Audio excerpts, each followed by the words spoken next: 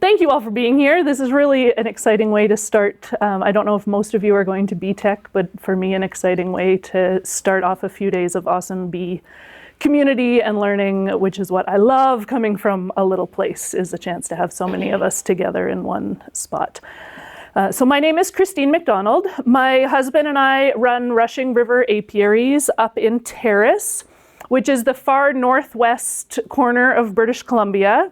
A lot of people might know Prince Rupert, which we are close to. That's the port town, and we're about an hour inland from that.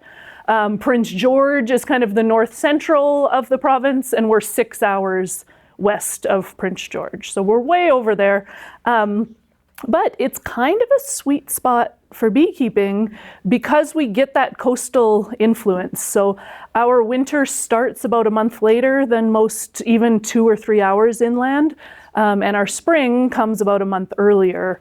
So we're able to get our bees up and strong and running and produce nucs before the rest of the province is really kind of waking up in the spring. We keep about 200 hives for nuc production and honey production, same hives going toward both of those things. So we keep them kind of on a yearly cycle where they can do both. Most of our sales are direct to consumer. That goes for nucs, so we sell them direct, and all of our honey and farmers market products, and I'll talk about a bunch of them coming up. But I would say about 80% of what we do is direct to consumer. And I recently finished the Cornell Master Beekeeper program and really enjoyed getting a little bit nerdier. If you follow me on Instagram, you might know what a nerd I am, but that's... What did you do to do that? The Cornell University program is actually completely online. Since COVID, it used to be that you had to go there to do the exam series, but now you can do it all through videos. So it is a 2-year program, 4 blocks of learning, so 4 courses basically with a break in between each one. You go through with a cohort, so there's discussion, you get to know each other, you submit your assignments all at the same time. And then at the end, there's a series of 3 exams that you do. One is a written exam, so it's just a test and you sit down and write the test. The other is a research presentation that you give. So you do a piece of research on your topic, you turn it into a presentation, and then you present it to a group of your peers and your instructor. And then the final one is an in-hive inspection where you have to video yourself, and there's over 100 talking points that you need to hit while you're going through this inspection with no notes. So that's the most challenging piece, just to keep track in your head of like, did I say this? Did I say this? Should I have said this? And I'm not even off slide number 1, you guys. Somebody's gonna have to be like, let's move along, Christine. Halfway through my 3rd take, you're not allowed to cut it into sections. It needs to be start to finish, so they know you haven't edited. My 3rd take, I was like, this is the one. And I hear from over in the parking lot, Christine. I'm like, I can't do it right now. Christine, your hive's swarming. Yeah. So we did it in 4 takes. Yeah. Very worthwhile program if you're interested in really deepening your knowledge of bees. It's not going to help you a lot necessarily in just like, how do I do colony management, but like that deeper understanding of bee biology and why do they do what they do. Personally, I wish I had done it a couple years before I did. I feel like a lot of the first couple courses, I had learned it and it was just review. So I wish that I had started it maybe after like year 3 or 4 of beekeeping. Doesn't that just reinforce what you already know? Totally. It just wasn't as like, wow, here I am in academic setting. So tonight, I'm going to take you on the journey of how we went from backyard beekeepers, which was initially the plan, to a business that supports our family quite well. I am now doing this full-time. My husband does still work full-time and does this full-time on top of his full-time job. But mostly that's because we have a child with like medical needs, and so his benefits we just can't do without him. So for now, that is our setup. But everything we do just the 2 of us, and that's really important to us. One thing you should know about us before we go through this is none of this was like pre-planned. We both just kind of fly by the seat of our pants through life, and things have lined up really well for us in the beekeeping realm over the past 8 or so years since we started the business. So step one was we got a couple backyard hives. Initially, my husband wanted to make mead. I was not even interested in the bees at that point. I asked him, like, maybe we could keep them at a friend's house. Like, I don't really want them in the backyard. He's persuasive. They ended up in the backyard. And sure enough, after 1 or 2 inspections, I was just all in. And then it was like, move over, this is my thing now. We had the most successful year in those first 2 years where we had 2 backyard hives where our bees survived winter. We got to split them. They produced tons of honey even in their first year. Our first year we just got packages, like we dumped a tube of bees in there and then harvested honey at the end of the year. Like, does that happen anymore? And then we looked at the price of the honey and we're like, why isn't everybody doing this? I think the first business plan that my husband wrote up had it says millionaires in like the 5-year plan. So this is not the story of that. But we did then start to slowly build up. So once we decided, okay, let's pursue this. Let's see how far we can take this. The goal wasn't clear at this point, but we want to build this into a business.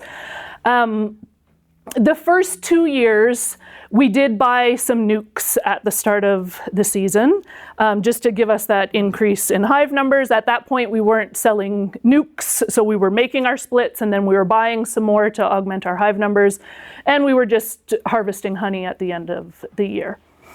After a couple seasons, so since 2018, we've been totally self-sufficient in our beekeeping. So we raise our own queens, we replace any losses that we have over the winter, and we produce a bunch of nucs for sale. But after those first 2 years where we bought like 10 nucs and 10 nucs, it has been totally natural growth through splitting our hives to get through swarm seasons, up to the point where we were starting to split beyond what we wanted to keep, and at that point we started to sell nucs. Of course, when you're looking at things and saying, why isn't everybody doing this, something is going to humble you. And for us, it was the year 2020, where in the Northwest, it rained from May to September. It was cold, it was wet. We fed our bees through the entire season just to keep them alive, to go into another winter and hopefully do better next year. We honestly didn't even harvest enough honey for our family, like for our tea and toast. There was nothing. But what did happen that year was that I also quit my job and decided to go all in. And so it forced us to look at what else can we do. You know, obviously honey is not going to be reliable year to year. So what else can we do? How can we diversify? First, it was like, how do I survive till Christmas? Because I just quit my job. And then it was like, longer term, how can we diversify so that we are a more resilient business?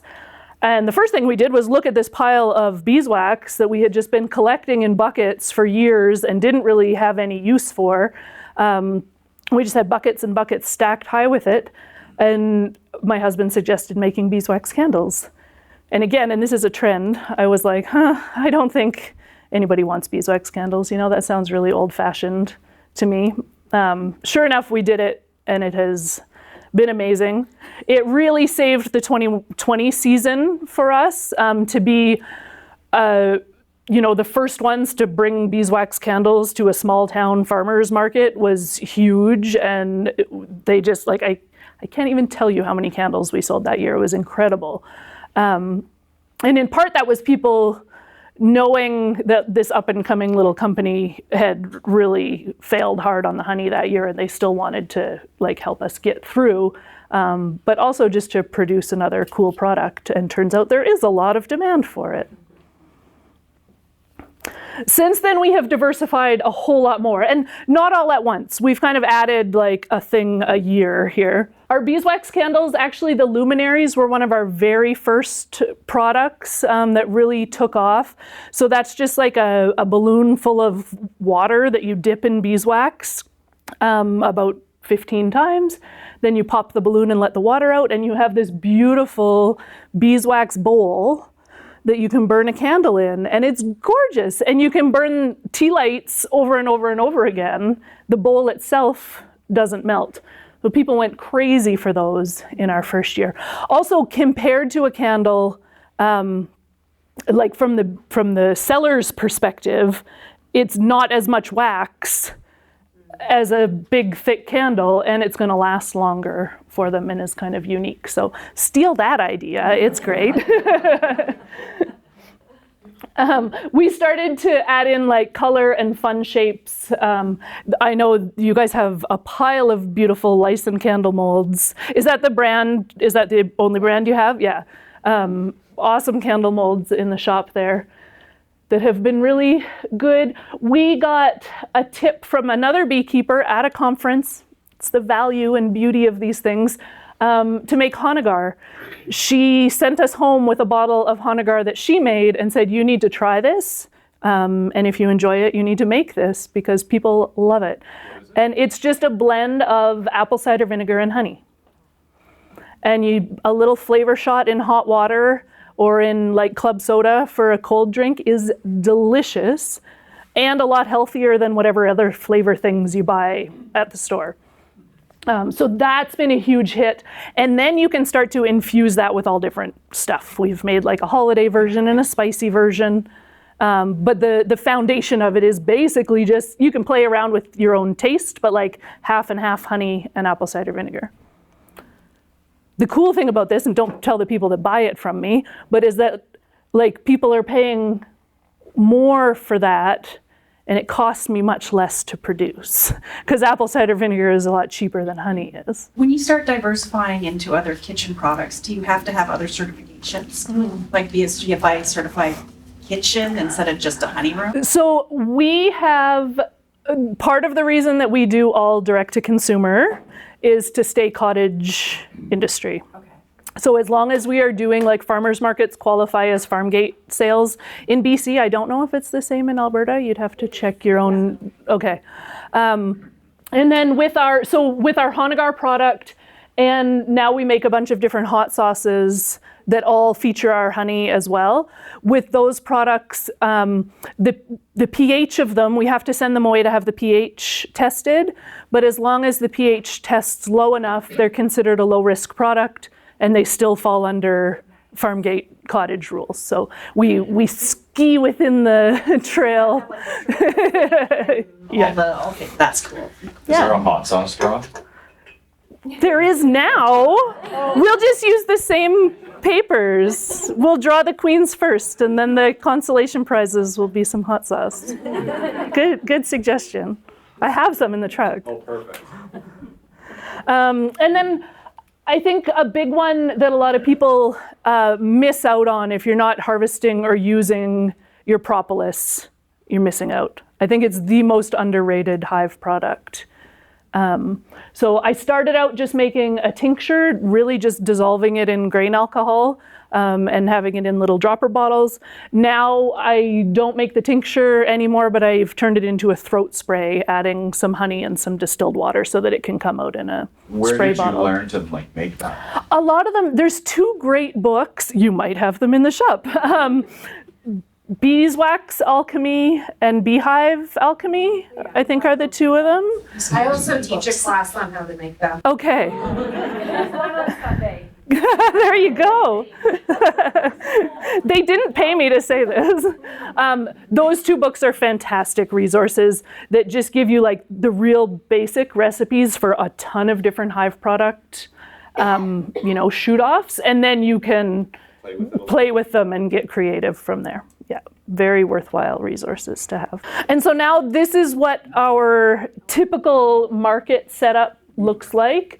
So this is one of the bigger ones that I do every year just ahead of Christmas, but we've got two different varieties of honey that we produce. We do wildflower, which are the bees that stay down in the Skeena River Valley where we live, so like low-lying bees. And then we have bees that we move up into the mountains when the fireweed is in bloom. And that produces kind of a premium product, fireweed honey, that sells for a higher price. It's a lot more work to produce. It's very finicky. It's not as reliable as the lower elevation honey. How's the But people love crystallization? Fireweed is one of the slowest to crystallize. And it's nice when it's crystallized. Yeah, really, really smooth. And even our wild. So what does that mean? So that means that it has more, like the water content has to still be the same. The water content can vary, just like it can with any honey, but it's the ratio of glucose to fructose in the honey. And I want to say that more glucose crystallizes faster. Can somebody confirm? Yeah. Is that what you're looking for? Something that crystallizes faster? Is that what makes it easier to work with? No, I like something that crystallizes more slowly. Yeah.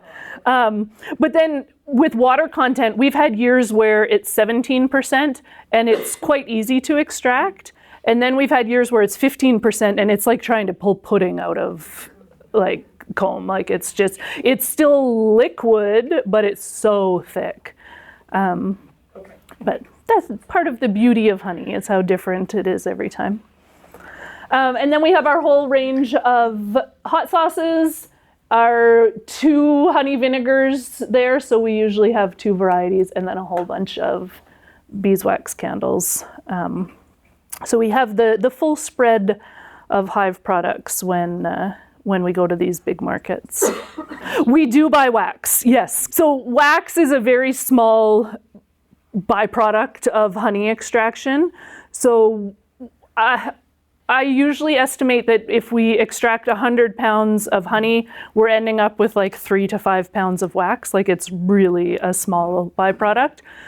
So we do use all of our own wax.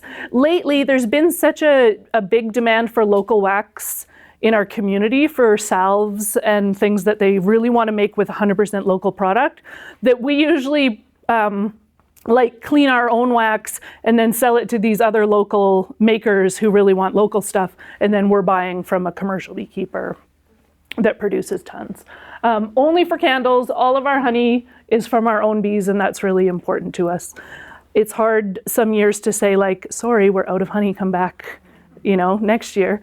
But it's one of the important pieces that we're gonna stick to. Yeah. Yeah. Even our wildflower honey is very unique in Terrace. I'll go back to, you can see kind of the 3 colors that we get there. There's no agriculture in Terrace, like at all. None for about 300 kilometers is the nearest farm. So we have backyard gardens, small like family gardens. Almost every family in Terrace or every household has a couple fruit trees in the backyard. So we have apples and cherries and pears and plums that do really well there, that are awesome for the bees in the spring. But aside from that, they're just on wild forage. It makes a really unique honey. And when it comes to our nucs, it makes really healthy bees. Like we don't have a lot of the stressors that commercial bees have just because of where we are. Yeah. So how do you identify you have wildflower honey and fireweed honey? Is it just because your hive is located within 5 kilometers of that, or how do you do that?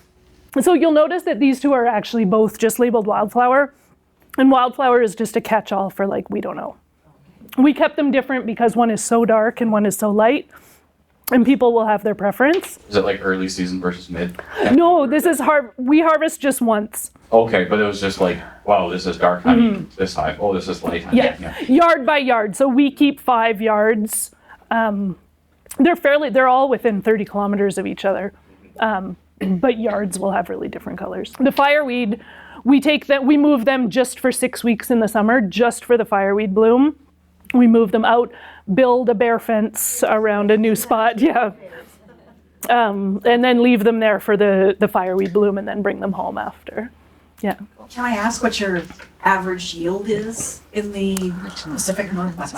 Yeah, it varies wildly. Yeah, 2020 was nothing. I would say if I had to average like year over year, like long-term average over 200 hives, we'd be around 60 pounds a hive. 60 pounds? which is really low compared to what you get off like the side of a clover field or something here, right? Our honey sells for a higher price. Fireweed in a good year will get 100 to 120 pounds off a hive if that's flowing well. But fireweed is very, very fickle. It's really temperature dependent.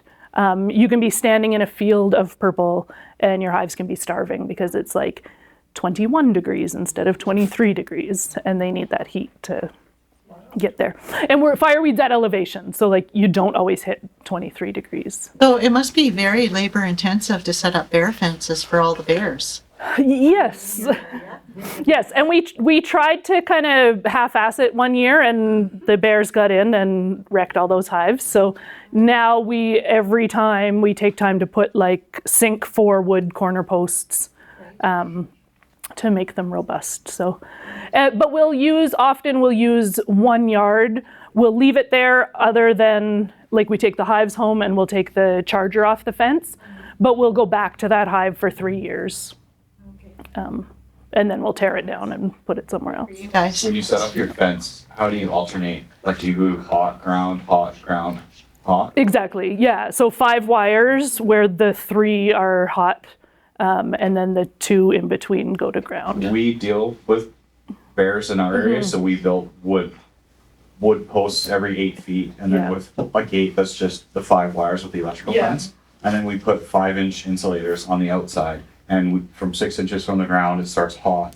And then on the inside of that, right up against the fence, we did barbed wire. So there's actually Okay. because it goes, on the outside 5 inches away, there's 5 wires just like you did. And then at 12, 24, we have 4 wires of barbed wire, so it's only 6 Wow. inches. So they'll try. We've had a few instances where the fence has been wrecked and they can't squeeze through all of it. But then there's almost like 2 fences there, Yeah. except for the gate. The gate is just insulated. There's no barbed wire Right. there. But As long we as found they that don't works go in pretty the good. front way, It's yeah. good luck. do you have a Fun. camera on them? We do, yeah, we do, yeah. Interesting. Yeah. Probably been marketable footage. Well, it's just like a cell cam, so we just get like pictures, and the bears are looking at the fence, Right. and like, yeah, that's not worth it.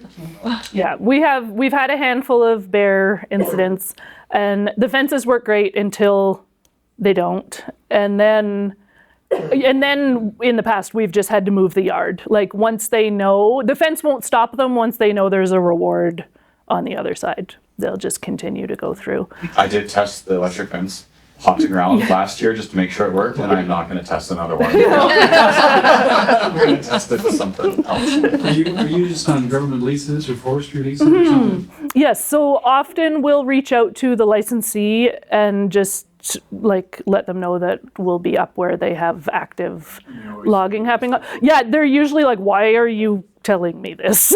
They're very confused. But then we did have one deactivate the road while we were in there, and it's like, that's why we told you we were in there. So where we're at now is really in our sweet spot. For the past 3 years, we are working on efficiency instead of growth, and that's been a nice place to get to because it's a little bit less stressful than growth. We maintain 200 hives year-round, 200 production hives, and we do that by keeping a battery of nucs going year-round, except the cycle does start and stop. So during swarm season, every time we have a colony that is preparing to swarm, we remove some resources from it, some brood, or some food if they just have a bunch of honey frames taking up room in there. And we'll start we call them resource nucs. A resource nuc is just 1 good frame of brood and 1 frame of food, and then I'll give them a cell. I'm letting them raise a grafted cell. So I'm letting them raise a queen, but I'm keeping them small. I'm not turning them into a big, strong nuc like I would sell to somebody. I'm starting them really small, so they just kind of chug along all summer. And then in the fall, when we're assessing our colonies before going into winter, if we have a queen that, they swarmed and they didn't manage to requeen, or a queen that seems to be failing and we don't trust her to go through winter, we have all of these nucs to plug into those spots. So we're covering all of our queen needs through the year.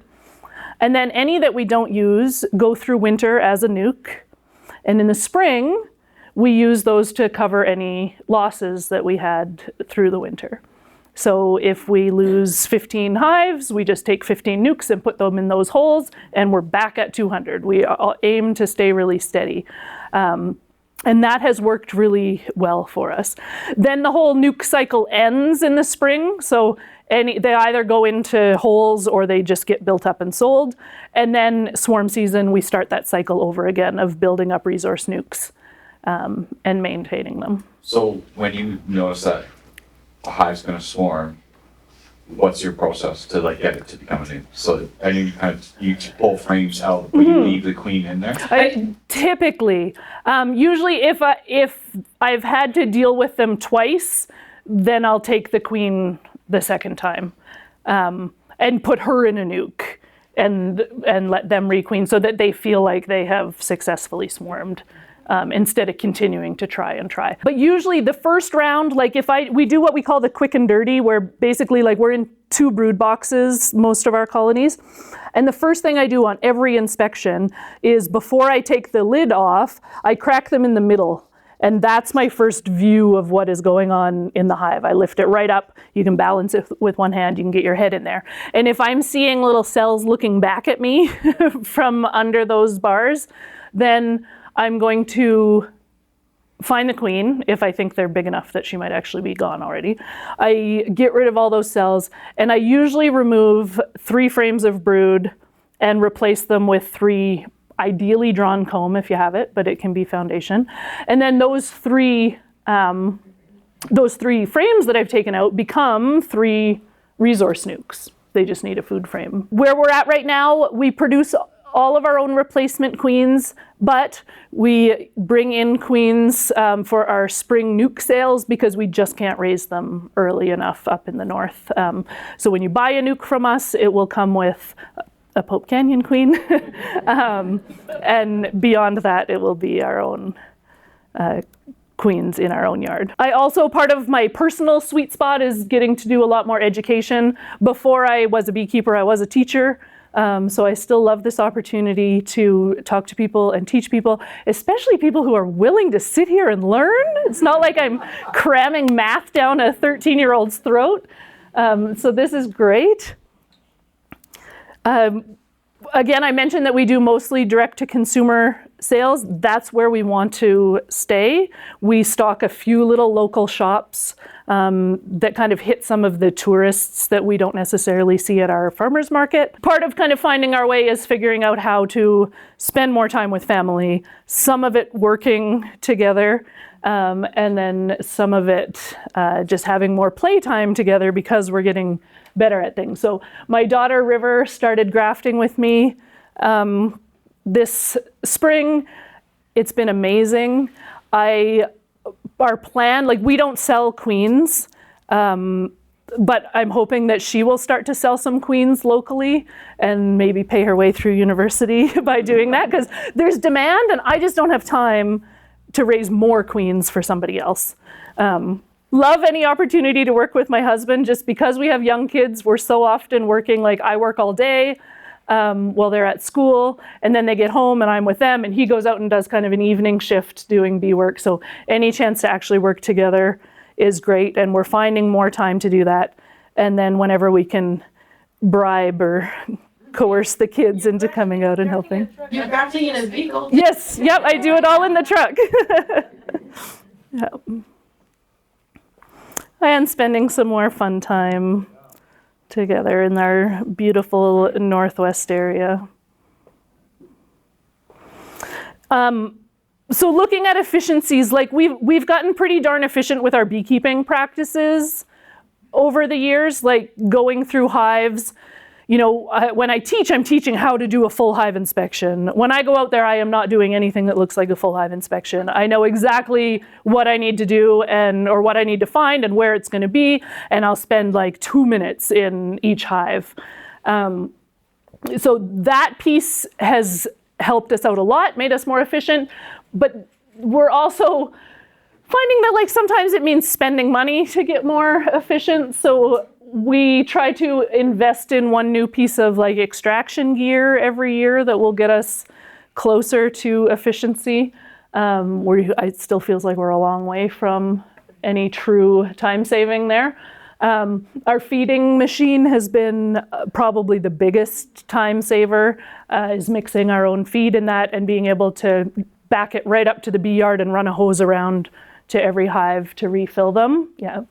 What are some things that you have learned over the years when you're doing your inspections to become more efficient so that you could do it in 2 minutes and be okay and then I've seen everything? I think it's understanding the seasonal cycle of the bees.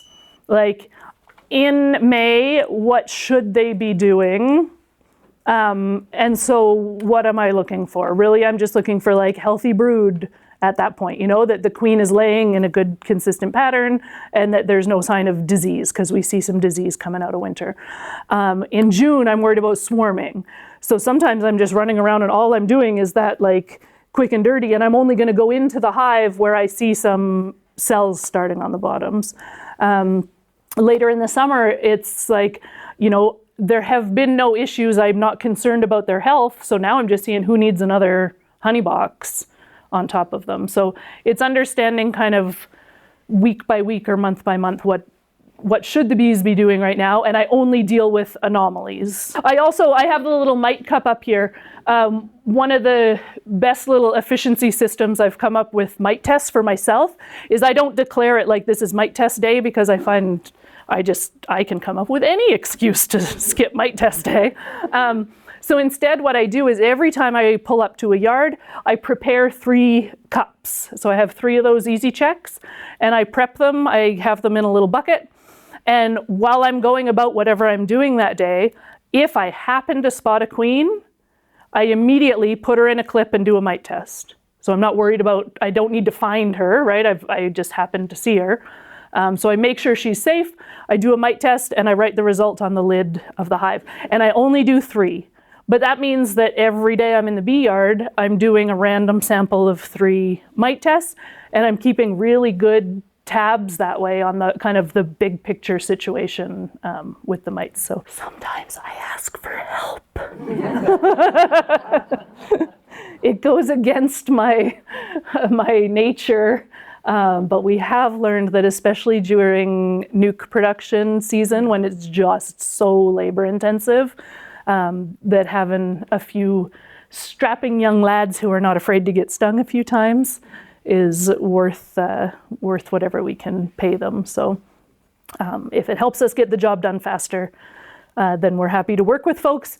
But in general, our goal is to be just a family business. I don't want to manage people. I don't enjoy that. I want to play with bees.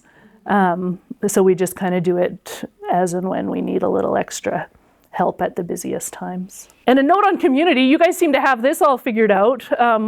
Where I am, we don't even have a bee club, but amazing, like to show up to things like this is so valuable. The conversations, like not just what you hear from the front of the room, but the conversations that you might have like around the snacks or with a drink after or asking those questions is amazing. And I think that goes for beekeeper to beekeeper, as well as from like seller to community. I genuinely believe that like I've never come out worse off for having given of myself, like whether it's giving time or giving knowledge or telling you like, go make a luminary and sell it or go make Hanagar and sell it. I feel like I always come out better for that openness and sharing. And I think we need to strive to do more of that.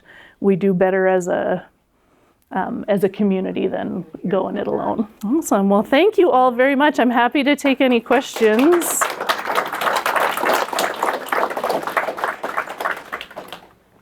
You know, I had a question about crops. What do you dissolve it in? Is it just in ethyl alcohol? It needs to be a grain alcohol so that you can use it orally. Otherwise, it's just topical. I have always used Everclear, but it's hard to get Everclear now because it's an American product. So my local liquor store isn't bringing it in anymore. You can get it at Co-op. Oh, can you still? Okay. You have to stock up while Oh, I might. Maybe that's a BC problem. So anyway, I sold it many years ago, cleaned it up, But then I ended up with somebody wanted to taste, oh, you got, so I gave them a taste, and actually they were allergic to alcohol. Oh, shoot. I know. And then, so anyway, that's it, Yeah. I don't think my insurance covers that sort of stuff. Yeah, I do. With propolis is a tricky one because it, again, we get away with it farm gate, but like you're not allowed to make any health claims associated with it, and you're not. Yeah. So you kind of have to, like, people have to know what they're looking for. You have to be like, well, I find that it really helps me with this. And I always make a point of telling people that there's alcohol before they try, even because some people are just sober and don't want to, like, that would be an awful thing for them, right?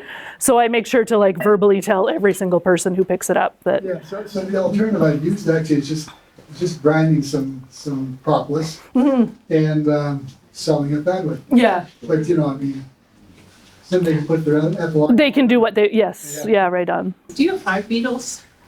We don't. We don't have hive beetle and we don't even have wax moth. And one more, what does your pest management program look like for the year? Yeah, good question. We, since 2019, we have only used the 2 organic acids. So we use oxalic acid, mostly through vaporizer, and especially in the late fall when we expect them to be broodless. So like around Halloween, we're really hammering them with oxalic to get them to nothing. In the spring, we put on the oxalic DIY pads. Am I allowed to say that in here?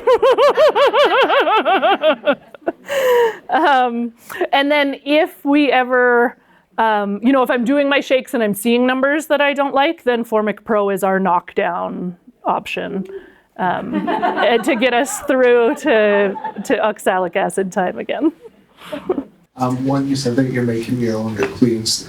What do you do, or is it just you have enough? You said over 5 fields for like the inbreeding kind of thing, not too much shotgunning, but that's just enough naturally. Yeah, we've actually set up our 5 yards with mating in mind. So they're all within, like every yard is close enough to another yard to get the drones from that other yard. So they're all within, like they're kind of triangulated. We also like... Kilometers? Sorry? What is the distance? Like 5 kilometers or something? I think 5 is even pushing it. We go for like 3 kilometers as the bee flies. Mm-hmm. Yeah. It's different. And then with the little nucs, your 3-frame ones, are those will sustain like all summer? Your backup? So they're 6-frame boxes. We just start them out as 3 because we don't want to worry about them growing beyond that. So you don't put empty frames or anything? Yep. So the other 3 frames in there are empty, and they just like slowly build that up so that by August they're ready to go into winter. But they haven't burst out of that before. All right. Last and most important, when did you stop hand painting each hive? Oh, you know what? We did that. Where was that? Okay, so this was a COVID community art project. So COVID was like a big build-up year for us. We bought a ton of equipment and we painted it white and we just told our whole town, like, come and grab one off the lawn and bring it back painted. And so we did that 2 years in a row and we have a lot of like really beautiful boxes. I am a terrible artist. They wouldn't look so nice if I'd... I was wondering if you could get into, or anybody else can get into, the fact your bees are not anywhere near agriculture, and how very important that is, and how extremely valuable your honey is. Yeah. And a lot of people don't realize that. Yeah. How do we tell how many pesticides are in how much pesticides are in our honey? I heard, we don't. No. And I think even when you're sending stuff away for testing, I'm pretty sure that you have to there's no broad test. It's like you have to say, I want it tested for this specific compound, and then you pay for that one. And if you want it tested for something else, you have to identify it. There's no just like panel that comes back and says, you have all these ones. Because you don't know what's spraying. Which makes it really challenging. We have always had amazing winter survival. Like we've never lost more than 10%. Of our bees, and I have to very humbly acknowledge that a lot of that is probably because of where we are and that our bees just are subject to less stress. you.